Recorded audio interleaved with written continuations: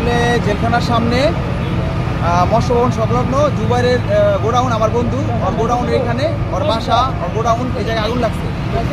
তো আগুন লাগছে এটা বড় কথা না, বড় কথা হলো এই যে এত মানুষ, মানে মিনিটের মধ্যে হাজার হাজার মানুষ, এরা যে কোথেকে এলো আল্লাহ মাহবুব জানে, আসছে ভালো, কিন্তু এরা এত বড় অকর্মা, এরা কাজ করে না নিজেরা, মানুষের যে ফায়ার সার্ভিস লোক ইউনিট আসছে যে কাজ করবে, এই কাজ করার সুযোগও দেয় না। আর এরা কি করে, ওই যে ভিডিও, মানে ভিডিও করে ওই যে ফেসবুকের যে খোরাক এটা জোড়াইতেছে, স্টুডিওর মধ্যে ঢোকা যায় না, ইয়ের মধ্যে ঢোকা যায় না। আমরা এত কষ্ট করতেছি, সবাই কই আপনারা কাজ করেন না, আপনারা চাপেন, ফায়ার সার্ভিসে কাজ করে দেয় না। মানে বাঙালি হলে হুজুগে বাঙালি, খালি ফেসবুকের আশায় থাকে, এই যে ভিডিও করে ফেসবুকে ছাড়তেছে, মানুষে দেখতেছে, এই আশায়। এত বড় মাদার চোখ, নিজেরা তো কাজ করেই না, মানুষেরও কাজ করতে দেয় না। আসলে আমার এই ভিডিওটা বানানোর ইচ্ছা ছিল না, মানে এই কথাটা বলার জন্য। ফেসবুকে ঢোকা যায় না, নারায়ণগঞ্জের এমন কোনো লোক নাই যার স্টোরির মধ্যে এই ভিডিও না আছে।